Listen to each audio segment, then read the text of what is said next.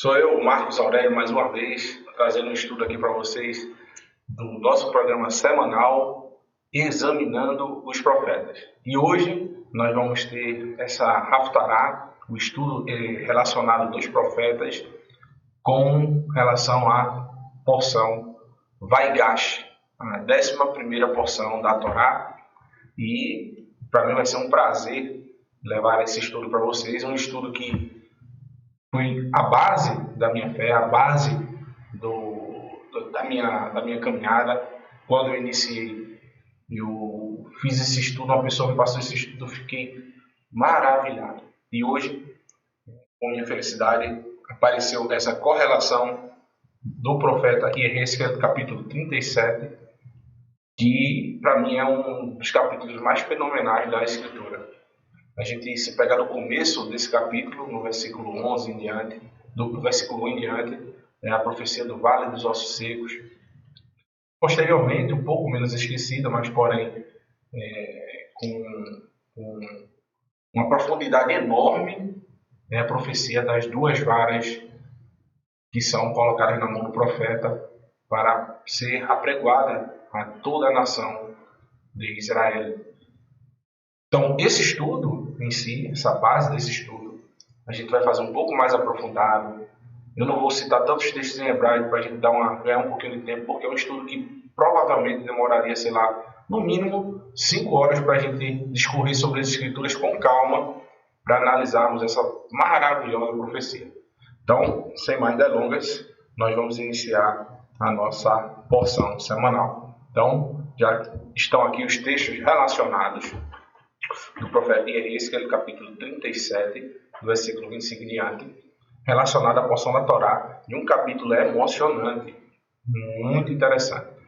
Esse capítulo, eu contando uma vez para uma pessoa que trabalha comigo, e essa pessoa não tem conhecimento das Escrituras, e eu contando sobre esse capítulo para essa pessoa, você via mesmo os olhos marejados ao ver uma história tão linda como essa, que é a história do reencontro de Yosef com a sua família e principalmente do exercício de Yosef do perdão, de perdoar os seus parentes, de fazer com que eles possam também ter a oportunidade de se arrepender.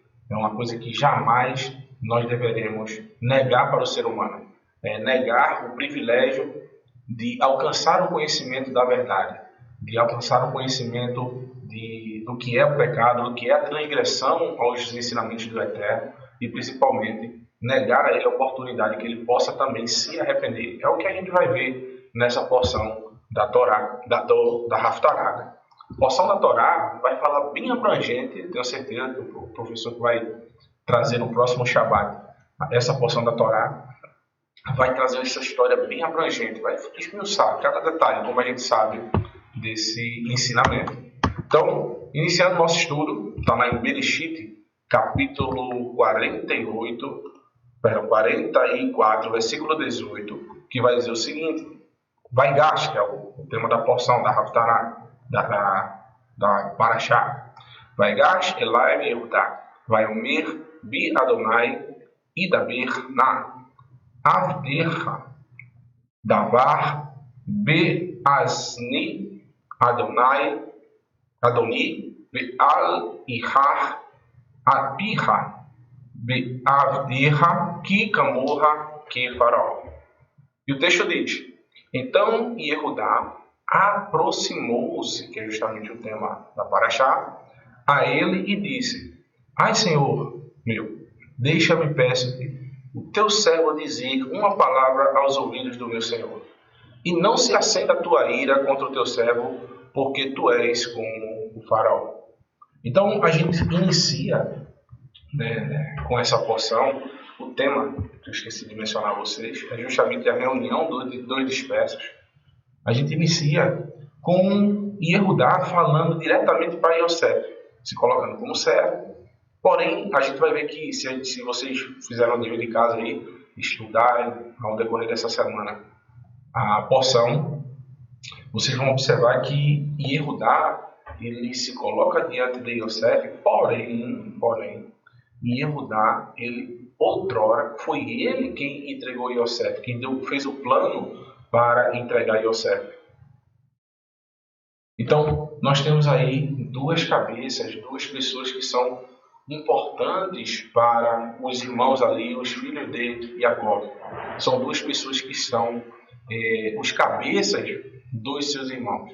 Tanto Yosef, que no futuro seria um expoente, né, uma pessoa com força e poder de decisão entre os seus irmãos, quanto Yehudá, também, que nessa época ele já era uma pessoa que tomava até a frente do seu irmão mais velho, Reuven. É o que a gente vai ver mais adiante.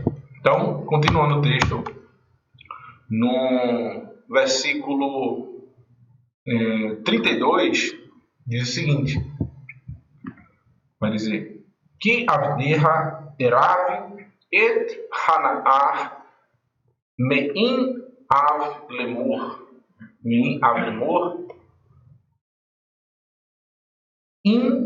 Aveinu Eleha Vehatati Leavi Kal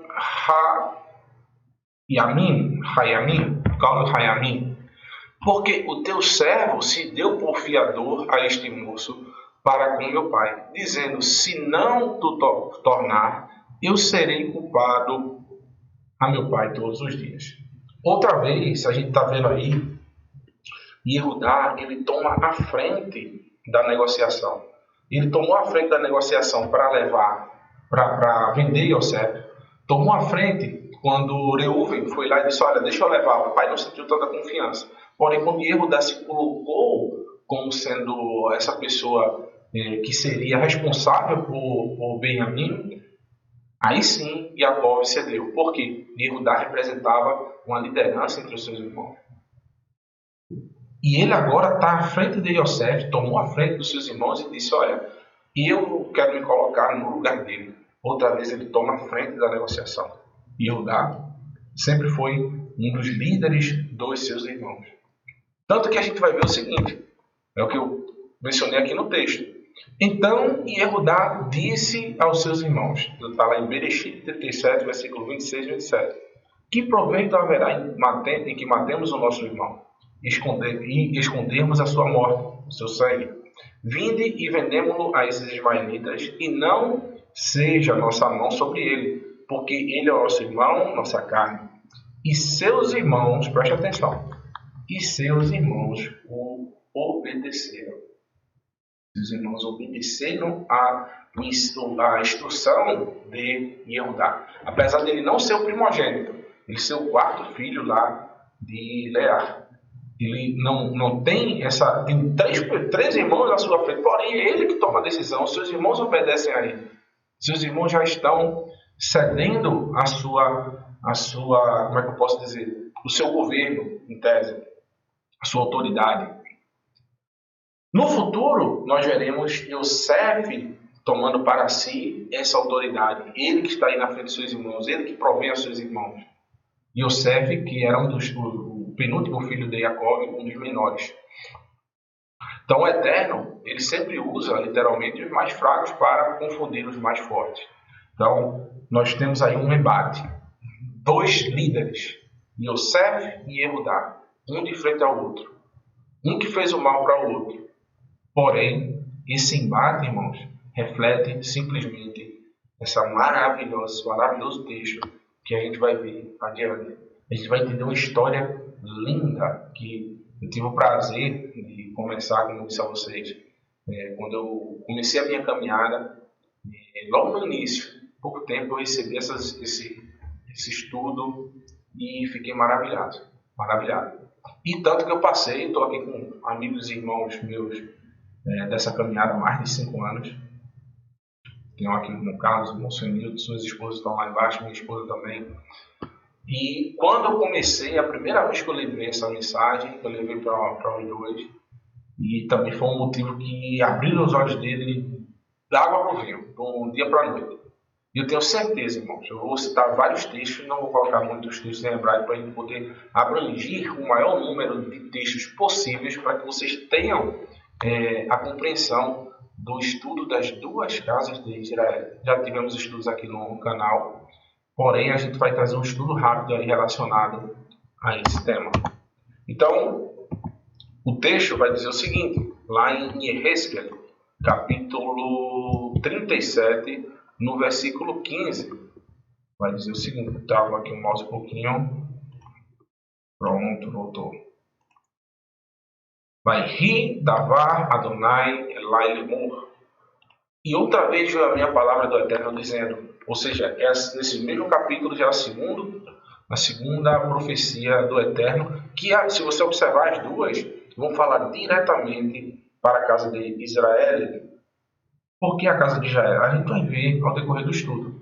Vocês vão ver que a casa de Israel, que é conhecida como também a casa de Efraim, ou a casa de José, todas esses três nomes são relacionados diretamente ao reino do norte, das 10 tribos que estão no reino do norte.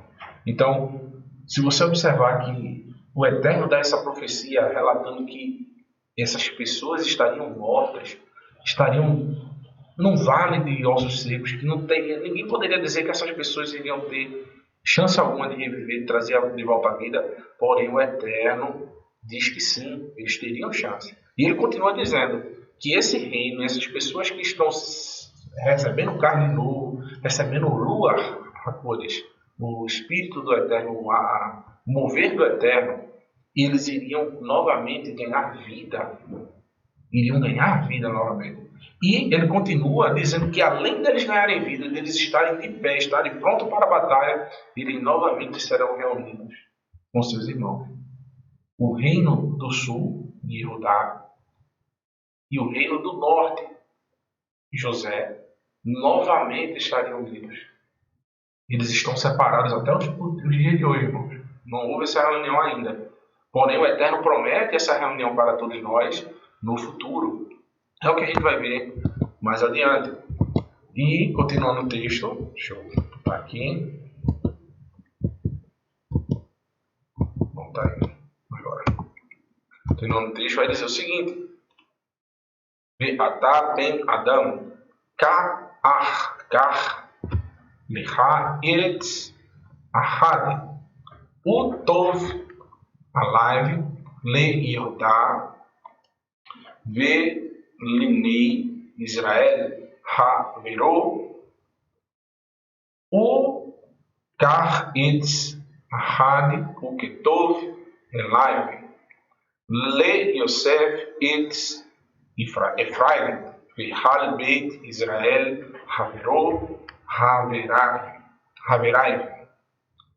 E tu, pois, ó filho do homem, toma um pedaço de madeira, toma um pedaço de madeira e escreve nele, por Yehudá e pelos filhos de Israel, seus companheiros. E toma um pedaço de madeira e escreve nele, por Yosef, vara de Efraim, e por toda a casa de Israel, seus companheiros. E o texto vai continuar. Vekarav otam echad el echad, lecha leetz echad, vehaiv la ahadim beidecha. E juntam um outro, para que se unam e se tornem uma só vara na sua mão. Então aqui a gente tem essa profecia maravilhosa acerca da reunião dessas duas casas. As casas de Yehudá, a casa de Judá, e a casa de Efraim, casa de José. Casa de Judá, irmãos, é conhecido como o Reino do Sul, tem duas tribos. A tribo de Benjamim, a tribo de Yehudá, que é a sua cabeça, e tem metade da tribo de Levi, 2 tribos e meia. Já a casa de Israel é também conhecida como casa de Efraim. Por quê? Efraim é o filho mais novo de Yosef. Então, puxando daí, nós temos um embate entre Judá e Yosef. A casa de Israel tem em sua totalidade 10 tribos, 9,5, né? Outra metade da tribo de Levi e o restante das outras tribos. Se a gente observar, são 10 contra 2, literalmente. Agora, tirando por isso, nós tínhamos no reino de Judá uma importância enorme. Por quê? O Beit HaMikdash, o templo, estava lá no reino do sul. Então eles tinham um poder maior em toda a nação. Poder de barganha, entre outras coisas. Por isso o comando das 12 tribos, a capital, sempre foi Jerusalém. Essa capital,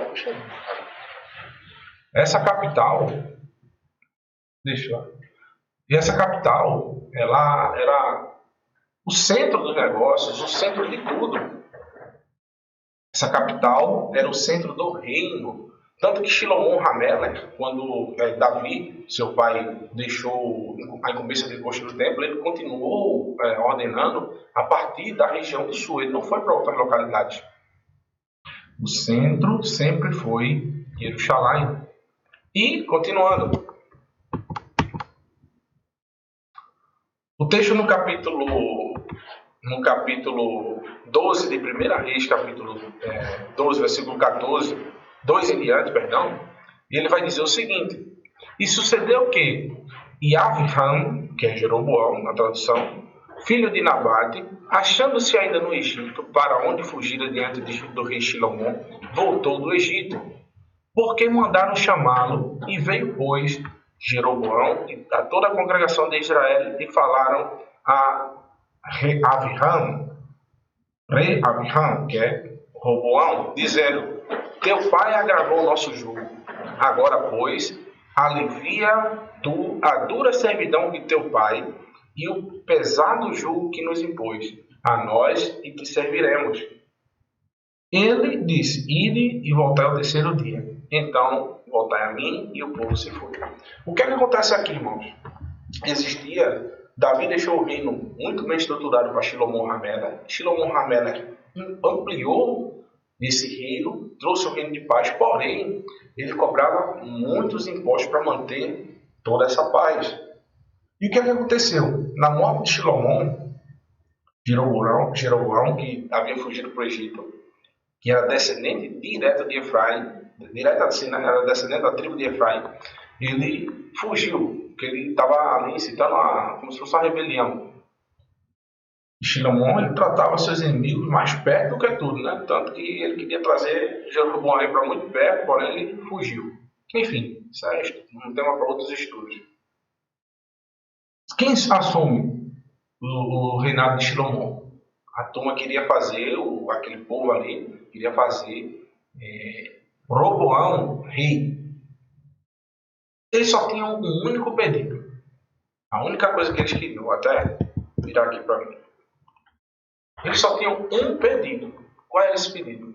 Para que se fosse diminuído os impostos que eram exigidos pelo rei. Alivia um pouco, está muito pesado, vamos diminuir um pouquinho esses juros aí, esse imposto. Então, era fácil para Roboão fazer. Fácil. E quem era o líder dessa solicitação? Era Jeroboão, que é conhecido, que o seu nome é Yaraveão. É um nome puxado mesmo. Então, o texto vai continuar dizendo o seguinte. No versículo 14, já deu um salto aí para a gente economizar tempo. E falou-lhe conforme o conselho dos jovens. Que conselho de jovens eram esse aí? Que conselho de jovens era esse que Roboão tomou? Os seus amigos de infância. Em vez de ele se aconselhar com os sábios que estavam com Shilomon, não, ele preferiu tomar o conselho dos amigos de infância. Os sábios diziam para ele: olha, diminui o jugo e esse povo vai te servir. Tu vai continuar o reinado do teu pai, diminui os juros aí, a gente vai fazendo um ajuste por aqui. E os amigos dele disseram: olha, aumenta o imposto, não diminui nada não, senão tu vai se enfraquecer diante do povo. E ele tomou o conselho dos seus amigos de infância. E o que aconteceu? É o que a gente vai ver. O texto vai dizer: e falou-lhes conforme o conselho dos jovens, dizendo: meu pai agravou o vosso jugo, porém eu ainda aumentarei o vosso jugo. Meu pai vos castigou com açoites, porém eu vos castigarei com escorpiões. Então, tem outro texto que ele diz: olha, a cintura do meu pai é mais fina do que o meu dedo mindinho. Então, o bicho é ignorante mesmo. com a ignorância, a única coisa que resultou para ele foi justamente o que a gente vai ver mais adiante. E o texto diz: e disse Abraham, Jeroboão, no seu coração. Perdão, isso é um texto que quando Jeroboão toma o reino. O que aconteceu? Eu não coloquei aqui no texto para dar uma encurtada. Cada um foi para a sua tenda e disse: olha, nós não temos mais parte com Davi. Você vai reinar sobre a casa de Davi, Benjamim, e a gente vai se dividir. Houve uma separação dos reinos. Jeroboão ficou cuidando das 10 tribos do reino do norte, sendo a capital Efraim, sendo a capital política Efraim, novamente Yosef, contra Judá. Esses 2 reinos divididos. E, é isso que eu ia passar agora, o próximo slide, é justamente esse texto, que mostra como se deu o início do reinado de Yeraviham, que é Jeroboão. E olha o que ele disse. E disse Jeroboão no seu coração: agora tornará o reino à casa de Davi. Depois dessa separação, logo após a separação, passou pouco tempo, tem o quê? Uma festa. Uma festa de peregrinação. Uma festa onde o povo deveria subir para Jerusalém. E o que é que Jeroboão temia? Temia que o povo, ao subir para Jerusalém, fosse engodado pelas palavras de Roboão e começasse a mancomunar-se para tentar matá-lo. Então, ele tem um plano. No verso 27 vai dizer: se esse povo subir para fazer sacrifícios na casa de Adonai em Jerusalém, o coração desse povo se tornará a seu senhor, a Roboão, rei de Judá, e me matarão, e tornarão Roboão rei de Judá. Ou seja, o reino tornará a voltar para o comando político da capital do povo de Judá. Ou seja, a reunião de novo das 12 tribos. Ele estava com medo que tudo voltasse a ser como era antes. Por quê? Ele virou rei de 10 tribos. Uma importância enorme. Então, o que é que ele faz? Ele tem uma grande quantidade de pessoas, mas ele continua sendo dependente literalmente, do seu inimigo, apesar de serem irmãos, agora do seu inimigo. Porque o rei Roboão havia enviado um mensageiro para cobrar os impostos e eles mataram o apedrejado. Então agora eram literalmente inimigos. Tanto que Roboão reuniu o exército para poder subir contra o reino do norte, porém o próprio Eterno impediu. Se você ler o texto direitinho, você vai ver que o Eterno colocou a mão e disse: olha, não vá, não suba. Por isso que ele não foi. E no verso 28 vai dizer: assim o rei tomou o conselho e veja aqui o conselho que esse cara toma. Os conselhos dos reis estavam muito mal assessorados o povo de Israel nesse tempo. Ele tomou o conselho e fez 2 bezerros de ouro e lhes disse: muito trabalho vos será subir para Jerusalém. Vês aqui teus deuses, ó Israel, que te fizeram subir da terra do Egito. Então ele fez 2 bezerros de ouro, colocou um em Dan e o outro, esqueci agora, outro local. Um em Betel e outro em Dan, isso mesmo. Colocou um em Betel e outro em Dan. E ele disse: olha, é muito difícil vocês subirem para lá. Para que subir? Vocês podem adorar, fazer sacrifício aqui. Agora não tem um só local. Agora tem 2. Para vocês não terem uma distância tão grande. A facilidade, irmãos. Às vezes a gente vai no mais fácil, no mais prático. Então a gente vê que tem... nas sutilezas, eu sempre digo isso, o perigo está nas sutilezas. Então, a gente, quando se deixa levar por coisas mais fáceis que o mundo nos oferece, que estão às nossas vistas dizendo: olha, você pode alcançar ao Eterno, é só o amor que importa. Isso é uma facilidade. Se você se curvar diante de uma imagem de escultura, está tudo bem. Uma facilidade. Se você cumprir, a gente vai ver mais adiante, festividades fora da data do Eterno, você vai agradar a Ele. Um aniversário, quem sabe? Outra facilidade. Porém, o Eterno, ele sempre disse a forma que ele quer que seja feito. Ele não aceita emendas, ele não aceita retalhos, ele não aceita que nós façamos uma PEC, por exemplo. A gente coloque um adendo aí na sua Constituição. Ele não quer isso. Ele quer que nós façamos exatamente como ele ordenou. E, continuando, deixa eu passar aqui. O texto vai dizer no versículo 29. É bom que vocês leiam todo esse capítulo 12 aí de 1 Reis. É interessantíssimo. E eu tenho um texto também que eu vou ler mais adiante. Quase todo o capítulo também, que é bom que vocês leiam também todo esse capítulo. E o verso 29 vai dizer: E pôs um em Betel, um bezerro em Betel, e outro em Dan, 2 bezerros de ouro. E este feito se tornou um pecado, pois o povo ia até Dan para adorar o bezerro. Ou seja, o povo nem pestanejou, irmão. O povo do Reino do Norte estava muito decidido a ir contra o Eterno. Eles não fizeram nenhuma rebelião, eles não se reuniram para poder ir contra esse rei, para falar a verdade que ele estava cometendo uma coisa errada. E o erro não para por aí. Continua dizendo: também fez casa nos altos e constituiu sacerdotes dos mais baixos do povo. O que é isso dos mais baixos do povo? A ralé do povo, aqueles vagabundos que não tinham nada, que não produziam nada. Então ele via essas pessoas que tinham interesse de promiscuidade, de dinheiro, de qualquer coisa que seja, e constituía esses homens como sacerdotes. Ele tornava banal a função sacerdotal, que é algo tão importante diante do Eterno. Ele usurpou o sacerdócio de Levi. Tanto que o texto fala que não eram filhos de Levi, eram qualquer um do povo. Qualquer pessoa do povo. Eu pergunto a vocês, irmãos, bem simples aí também para vocês, deixar aqui com meus amigos. Isso acontece hoje. Se escolhem pessoas que às vezes não têm capacitação nenhuma para levar ensino, para levar estudos no mundão que a gente vê afora, pregando a palavra do Eterno de todo jeito, da forma que lhe convém, falando de revelações que não existem. Nós vemos que realmente são coisas do seu próprio coração. Até hoje, existe esse tipo de prática. Então,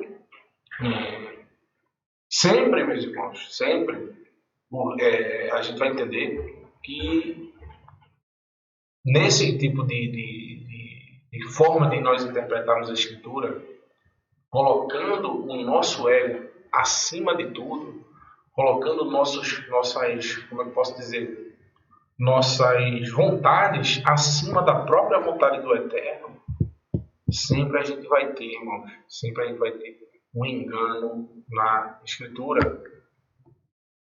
A gente sempre vai nos enganar a si mesmo, colocando nossas convicções, o nosso ego, tirando a parte do Eterno, tirando os ensinamentos do Eterno e colocando nossos objetivos. É o que Jeroboão fez.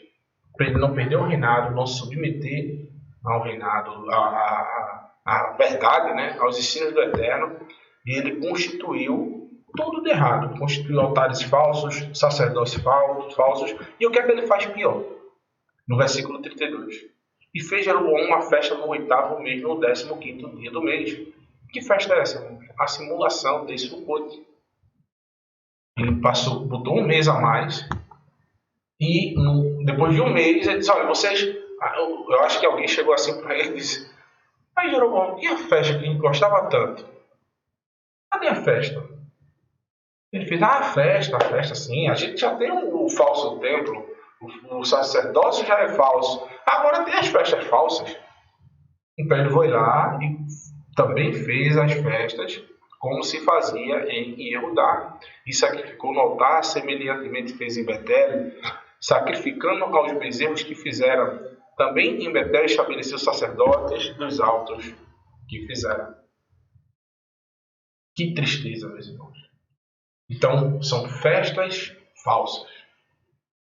Hoje a gente está num dia, para muitos é um dia feliz. Porém, quem está aqui já há algum tempo na Techuvá sabe que nós, em tese, todos nós, não participamos dessa festividade que hoje está ocorrendo no mundo todo. A gente sabe do que está por trás. Muitas coisas que são contrárias à própria Escritura. Estão colocando o Messias no meio de uma jogada que não tem nada a ver com essa história. Isso é a doutrina de Jeroboão, irmão. Essa doutrina Jeroboão não criou. Ele vem trazendo desde Nimrod. Alteração do discurso do Eterno. Alteração da Torá do Eterno. Nimrod também não criou nada, irmão. Ele pegou isso desde o Éden. Desde quando a serpente falou e enganou a Havá. Porque o Eterno é quem cria, irmão. Satanás, ele distorce. Ele não tem poder de criar nada. Muitos dizem, olha, mas tal coisa é pagão. Fulano de tal tem um pensamento pagão. Tudo é paganismo, irmão. A roupa que você veste é pagã, porque a roupa da Escritura é uma túnica. Ninguém anda de túnica. Tudo é pagão. Tudo que criou é o paganismo. Agora, existe o paganismo que tem o sentido de distorcer aquilo que o Eterno literalmente falou. O paganismo está intrínseco quando nós, por exemplo, estou citando esse exemplo fácil para vocês verem. Quando nós que nos dissemos ser servos do Eterno, praticamos uma festividade que é fora da data das festas que o Eterno ordenou.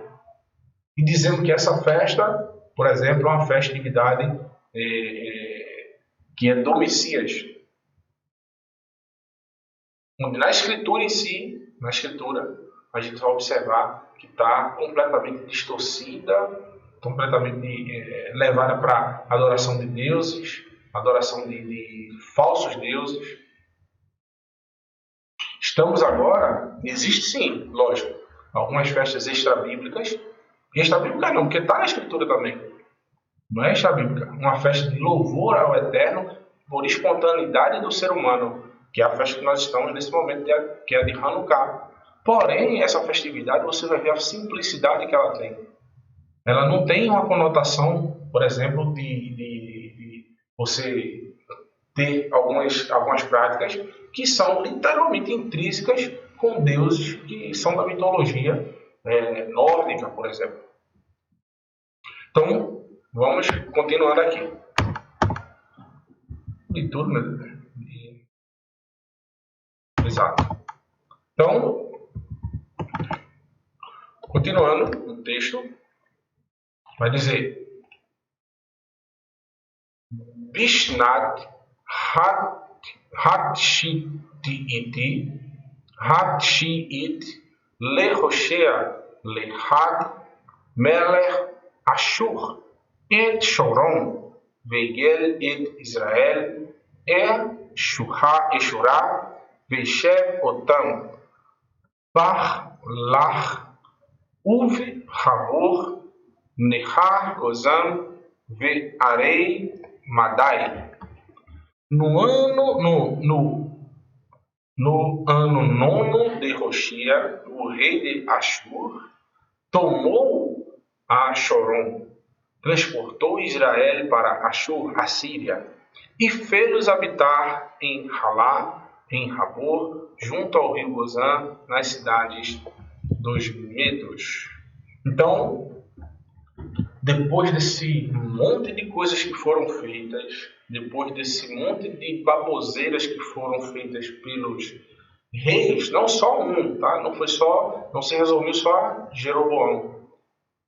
Todos os reis, se vocês lerem o livro de Reis, o livro de Crônicas, absolutamente, irmãos, todos os reis que vieram depois de Jeroboão para o reino do norte, as 10 tribos do norte de Israel, todos eles foram ímpios.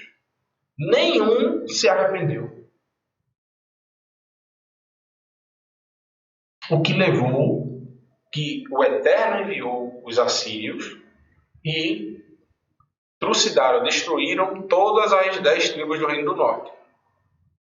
Eles tentaram fazer uma aliança com Mitzrayim, com o Egito, onde o Eterno havia dito, olha, não vão para lá. Eles tentaram fazer uma aliança, o rei da Síria soube, foi lá e capturou eles. E o que é que eles fizeram? Eles fizeram algo que é avassalador com qualquer ação. Ele, além de matar e destruir, eles enviaram eles para as suas terras, para distante da sua terra natal, e eles assimilaram. Eles casaram, por exemplo, um israelita homem com uma mulher fenícia, uma mulher israelita com um homem de Babilônia. Então eles começaram a mudar, a assimilar esse povo entre aquelas nações que eles viviam. Era uma coisa que a gente viu em algumas porções anteriores, que o povo do Eterno sempre prezou para que não acontecesse. E quando acontecia, tinha coisa errada. Quando acontecia esse tipo de assimilação, sempre dava errado. E, em detrimento a isso, o reino do sul alternava. Tinham reis ímpios, depois haviam reis justos. Alguns momentos os reis saíam da linha, e depois o Eterno levantava um rei que voltava para a justiça. Tanto que esses mesmos assírios, eles, depois que destruíram lá o reino do norte, eles foram para Yehudá. E o que aconteceu lá em Yehudá? Quem sabe aí, meu filho? Houve um livramento do Eterno.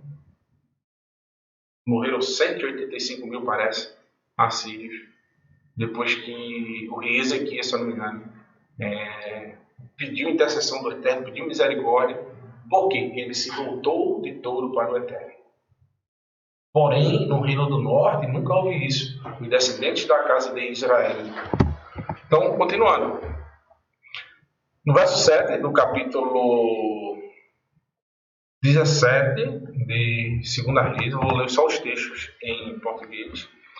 Sucedeu assim, porque o Eterno procedeu dessa forma, porque o Eterno deixou que o povo fosse dizimado, fosse levado para outras terras, fosse espalhado entre as nações, e até hoje não se sabe onde estão essas 10 tribos perdidas. Até hoje.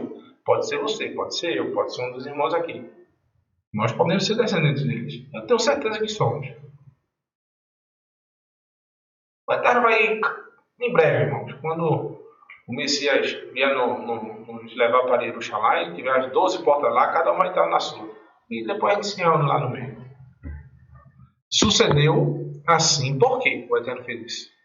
Porque os filhos de Israel pecaram contra Adonai, seu Elohim, que fizeram subir da terra do Egito, debaixo da mão do faraó, rei do Egito, e temeram a outros deuses. O reino do norte. Andaram nos seus estatutos, nos estatutos das nações que Adonai lançara fora de diante dos olhos dos filhos de Israel, e nos dias dos reis de Israel que eles fizeram.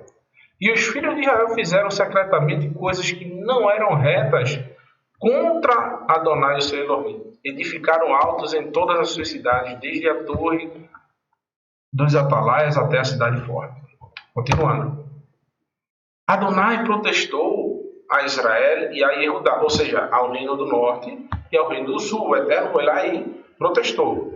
Pelo ministério dos profetas e dos videntes, dizendo: convertei-vos dos vossos maus caminhos e guardai os meus mandamentos, os meus estatutos, conforme toda a Torá que eu ordenei aos vossos pais, e eu vos ensinei pelos ministérios dos meus servos, os profetas.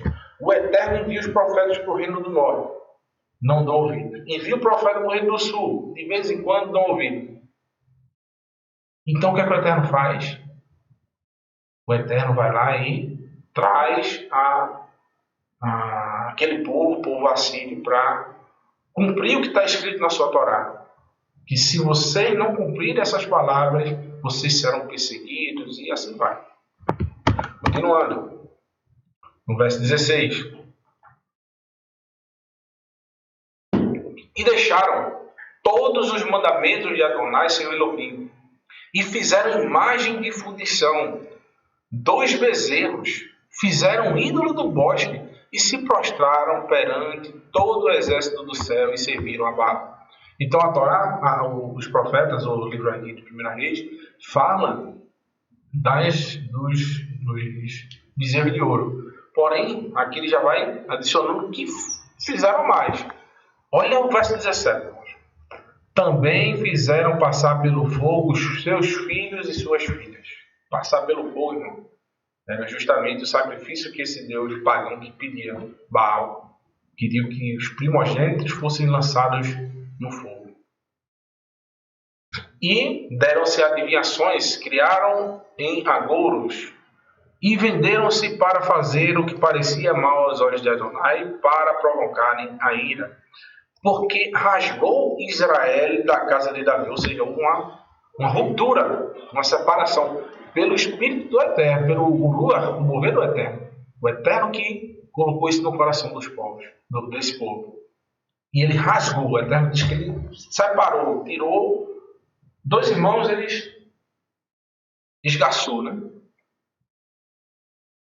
E fizeram rei Jeroboão, filho de Nabate. Jeroboão apartou Israel de seguir a Adonai e os fez pecar em grande pecado.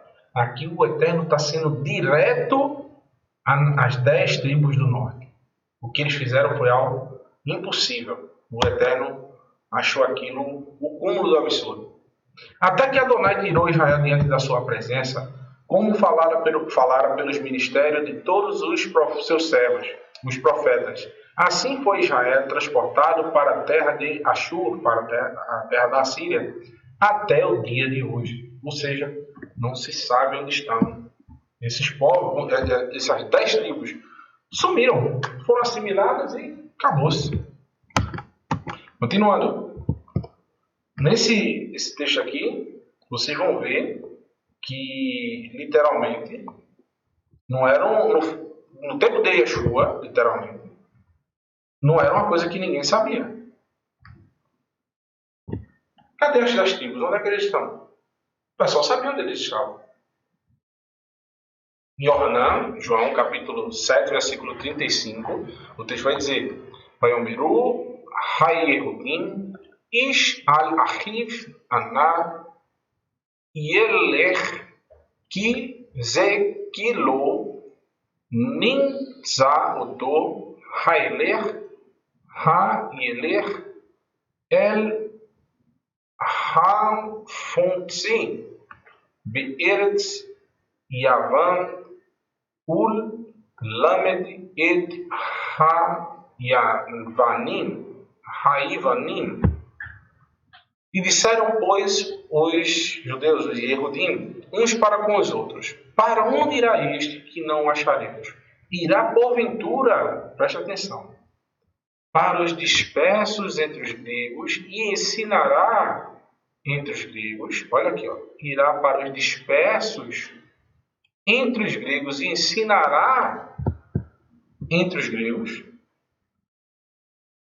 A pergunta que os Yehudins estavam fazendo era literalmente: ele vai ensinar? Será que ele está dizendo que para onde ele vai nós não podemos ir? Ele vai ensinar para os nossos irmãos, as 10 tribos perdidas que estão entre os gregos. Eles sabiam onde eles estavam.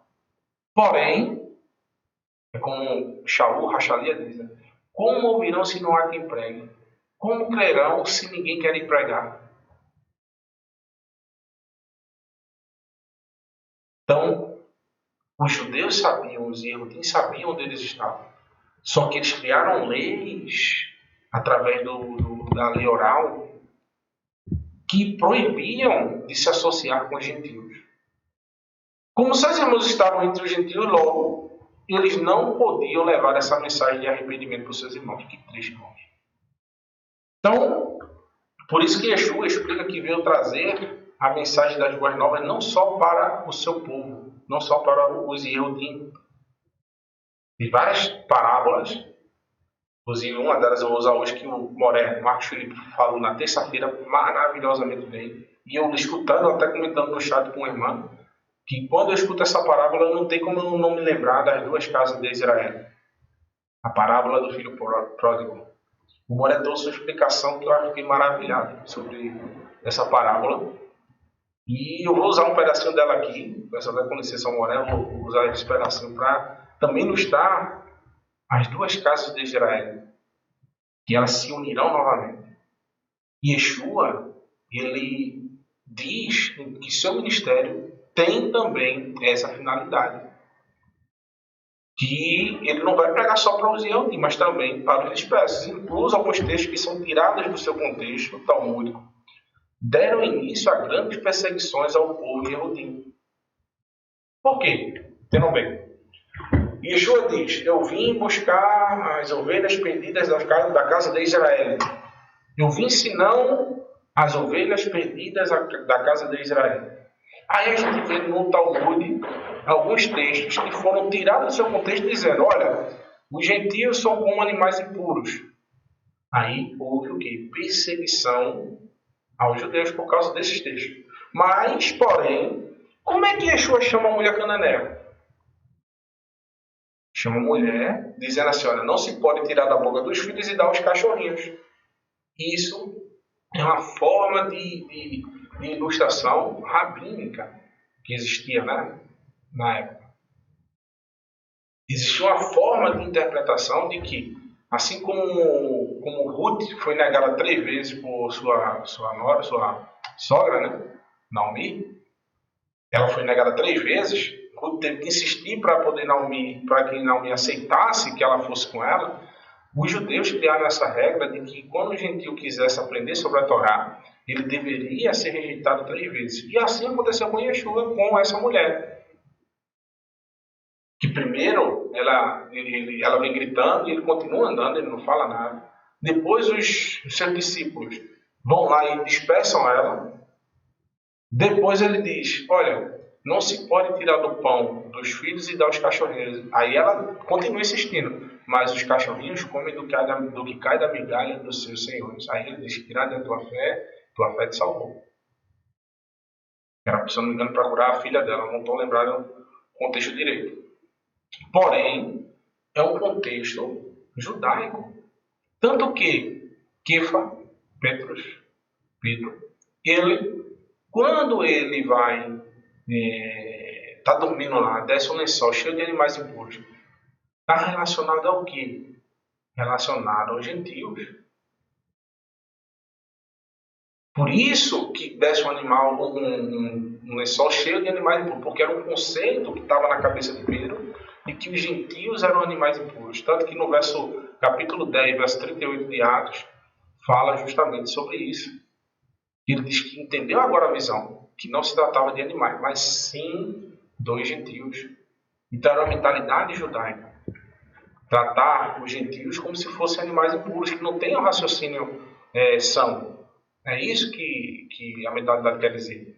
Não de que as pessoas são lixo ou que não prestam para nada, mas é tipo um gato que você tem, você gosta dele, você está ali, mas ele não vai entender o que você está falando. Alguns são até espertos, o meu é meu burrinho, meu gatinho. Mas, porém, eu gosto deles, estou ali com eles, gosto de brincar com eles, porém, me animo, amo demais eles, mas eles não têm conhecimento. Por isso eles tomam atitudes que são próprias de animais, de pessoas que não têm tanto conhecimento. Já quem segue os mandamentos do Eterno, tem a sabedoria do Eterno, vai tomar atitudes sábias, ele vai pensar e raciocinar. É isso que o texto único queria dizer. Né? Então Yeshua, ele vai sim pregar, vai levar a mensagem de arrependimento para os dispersos. Tanto que, olha esse texto, irmãos. Esse texto aqui é maravilhoso. Deixa eu botar aqui para vocês. O texto de Yohanan, capítulo 10, versículo 16. Od som yesh li asher einam mi hamir la hazot ve alai lihag gam otam verena bekoli tishmana Verhaya Eder Ahad Veroe Ahad. O texto vai dizer o seguinte: ainda tenho outras ovelhas que não são desse aprisco. Também me convém agregar a estas, e elas ouvirão a minha voz, e haverá um só rebanho e um só pastor. Yeshua está dizendo que ele é o pastor. E ele tem que pegar outras ovelhas que não são desse rebanho. Ele estava falando para quem? para os Yehudim. E ele diz, olha, além dessas ovelhas, que são vocês, eu tenho que agregar outras ovelhas a mim. Eu tenho que trazer essas ovelhas para mim. Quem são essas ovelhas, irmãos? O reino do norte, a casa de Yosef, a vara de Yosef. Tanto que, olha esse texto, veja se não é a mesma coisa, está lá em Hezkel, não coloquei aqui em Hezkel, no capítulo 37, versículo 24, diz o seguinte, Avdi David Melech Aleichem Veroer Ehad Ihye Le Hulam Umishpatai Yelehu Ve Hukotai Yishmeru Ve Assu Otam. O texto diz, e o meu servo Davi reinará sobre eles, e todos eles terão um só pastor, e andarão nos meus juízos, e guardarão os meus estatutos, e observarão. Observe que praticamente, irmão, todas as palavras são iguais, ou praticamente têm o mesmo sentido. A voz do Eterno é exatamente seus mandamentos. Yeshua fala que existe, que estes ouvirão a sua voz, ou seja, que Yeshua, como portador dos mandamentos do Eterno, serão reunidos em torno das instruções do Eterno. Olha os textos aqui, ó, irmãos. Tem quase todas as palavras que eu deixei em vermelho aqui são praticamente as mesmas palavras, são similares. Um texto é relacionado ao outro. Quando Yeshua está falando, ainda existem outras ovelhas que eu preciso trazer para o meu aprisco, ele está relacionando a Hezkel capítulo 37. Esse capítulo que nós estamos estudando na Haftará de hoje. Yeshua é o pastor da linhagem dele, Davi. Yeshua é esse que vai reunir as duas varas. Vai reunir essas duas varas que estavam separadas. Yeshua, ele é o portador das boas novas que vai literalmente, irmãos, trazer a reunião dos dispersos de Israel através do seu testemunho, através do sangue derramado por ele. Então, continuando, olha esse texto aqui. Continuando no versículo 19 de Hezkel, vai dizer o seguinte: Tu lhes dirás, assim diz o Eterno Adonai, eis que eu tomarei a vara de Yosef que esteve na mão de Efraim. Ou seja, Yosef e Yehudá, sempre estamos nesses dois aí. E as tribos de Israel, suas companheiras, e ajuntareis a vara de Yehudá, e fareis delas uma vara só, e elas se farão uma só na minha mão. Os pedaços de madeira sobre que houveres escritos estarão na tua mão perante os olhos deles. E diz-lhes, pois, assim diz o Eterno Adonai, eis que eu tomarei os filhos de Israel dentre as nações, para onde eles foram, e os congregarei de todas as partes, e os levarei para a sua terra. Que promessa linda, meus irmãos. A reunião das 10 tribos que estão perdidas até hoje. Esperamos que eu, vocês, nossos irmãos aqui, sejamos parte desse povo que será reunido. Essa é o que a gente estuda muito aí, o arrebatamento, né? Isso vai ser a retirada dos dispersos de Israel. O Eterno está escolhendo a deles ali, sabe quem são, e vai retirá-los de um local e levá-los para Jerusalém. No versículo 22 vai dizer, deles farei uma só nação na terra, nos montes de Israel, e um rei será sobre todos eles. Quem é esse rei, irmãos? Yeshua. E nunca mais serão duas nações. Nunca mais para o futuro se dividirão em dois reinos. É o reino eterno do nosso Criador. E no versículo 23 diz, nunca mais se contaminarão com seus ídolos, nem com as suas abominações, nem com as suas prevaricações. Eu os livrarei de todos os lugares da sua residência, em que pecaram, e os purificarei. Assim eles serão como o meu povo, e eu serei o seu Elohim. O Eterno promete, irmãos. O Eterno promete, através dessa profecia, que aqueles que permanecerem em observância da Torá do Eterno, esse é o seu, irmãos. Tem um profeta em Reis que fala do selo de Adonai. Ele manda o profeta passar e ir selando quem é obediente a ele. Quem guarda os seus mandamentos. Assim como a gente observa que todos têm o seu livre direito de escolha, evidente. Porém, o Eterno sela, o Eterno toma para si quem guarda os mandamentos. Então, o problema todo aí que a gente observa é a opressão, literalmente, do povo Yehudim para com o povo de Yosef que está entre as nações. Por quê, irmãos? Veja, o que é que a gente viu que Yeshua estava dizendo ali para os Yehudim um pouco antes? Dizendo, olha, para onde eu vou, vocês não podem ir. Então os Yehudim dizem assim, olha, para onde ele vai que nós não podemos ir? Será que ele vai pregar para os dispersos? Vai levar a mensagem para os dispersos? Não, ele não pode fazer isso. Isso é uma opressão. Você negar, irmãos, a gente estudou na Haftarah anterior, é um absurdo você negar a oportunidade da que a pessoa possa se arrepender. É um absurdo você não levar a mensagem da Torá para as pessoas. Se a pessoa está buscando aprender sobre aquilo e você não ensinar, você sabe a mensagem. É o que o povo Yehudim vem até hoje. É difícil, mas sempre fizeram, né? Tiveram essa prerrogativa de negar passar o conhecimento. Eles querem sempre que aquilo seja restrito. Tanto que existe hoje uma doutrina chamada Bnei Noach, que faz uma subclasse dos gentios. Os gentios só podem guardar 7 leis. Onde a Torá diz que ela é para todos. Todo ser humano que quiser se chegar ao Eterno, ele deve praticar a Torá. Meado, pouco a pouco. Porém, existe uma opressão. A gente vê lá em Colossenses, capítulo 2, os gentios entrando na fé e os judeus, os Yehudins, estavam oprimindo eles porque eles guardavam o Shabat. Não queria que eles, não, Shabat, você é gentil, não precisa guardar, não precisa não. Bnei Noach, como se fosse hoje, né?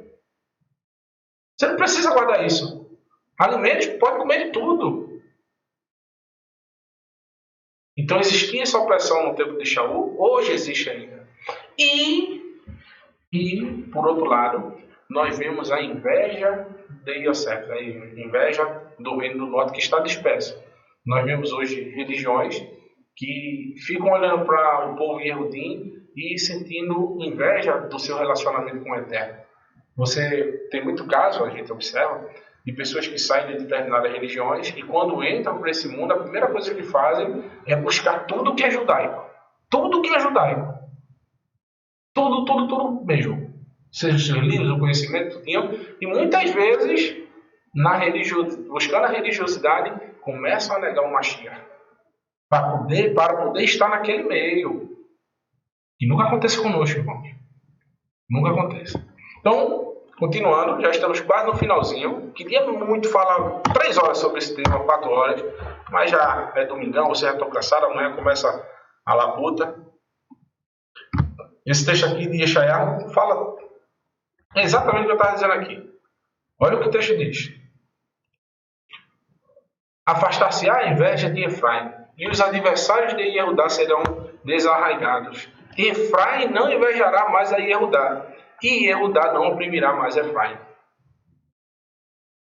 Perfeito. Esse texto do profeta Yeshayahu resume exatamente esse tipo de sentimento que existe até os dias de hoje. Até os dias de hoje, irmão. E o texto de Lucas, capítulo 15, versículo 28 e 29, que é justamente o texto da parábola do filho pródigo, eu separei o finalzinho, que quem quiser acompanhar perfeito a ensinação, o ensinamento, que ia ocorrer na terça-feira, que foi justamente mais uma aula do Moré Marcos Felipe, que agora ele está no momento do hebraico estudando parábolas, só o filé mesmo, só a nata da nata. Primeiramente, no versículo 28 do texto de Lucas 15 diz: mas ele se indignou e não queria entrar. Quem é que se indignou? O filho que ficou. Vou só fazer um resumo do resumo. O pai tinha 2 filhos, um mais novo e um mais velho. O mais novo pediu a herança do seu pai ainda em vida e partiu. O que é a herança do povo de Jacó? A Torá. E a palavra diz, essa parábola, que ele desperdiçou a sua herança entre as nações. Ou seja, a casa de Efraim, que é a mais nova do que a casa de Judá, isso é evidente, ela saiu e desperdiçou a Torá entre as nações. Se dispersou. Depois de muito tempo, ela caiu em si e se arrependeu.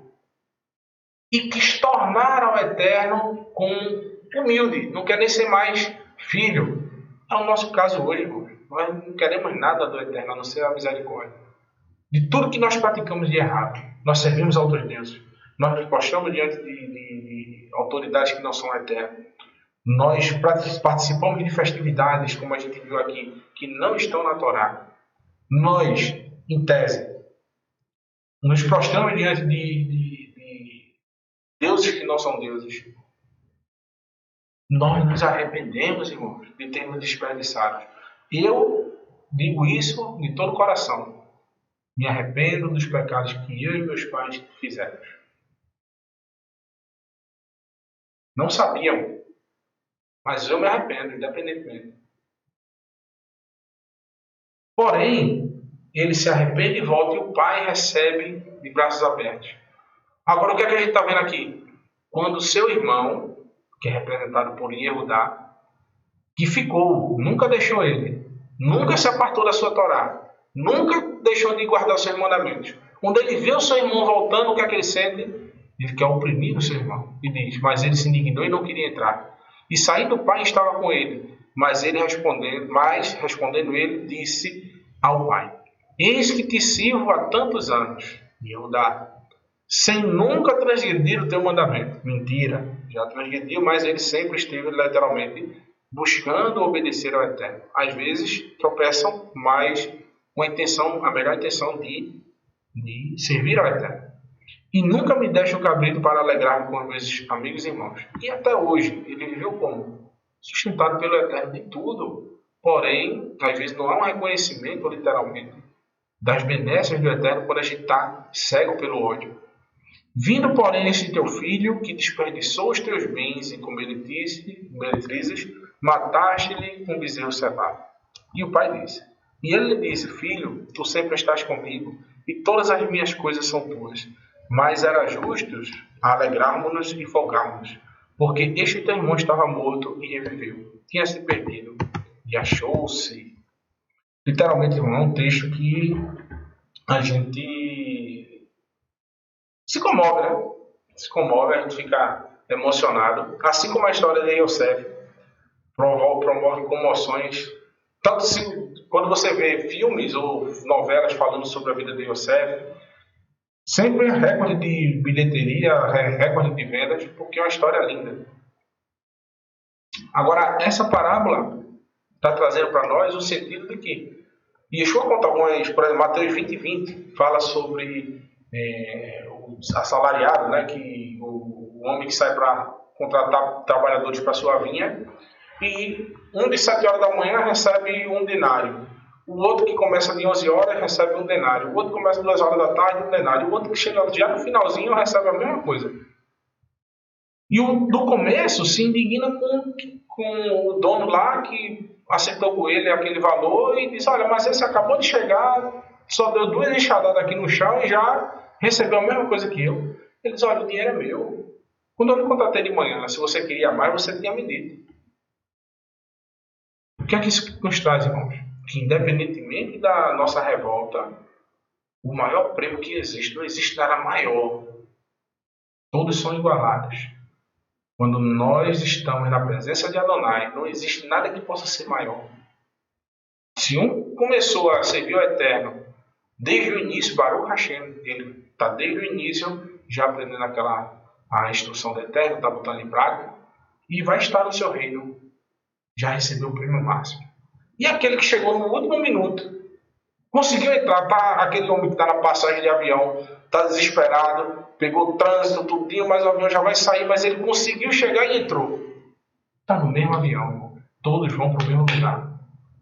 Um chegou no aeroporto, a passagem era de 10 horas da noite, ele chegou lá de meio-dia.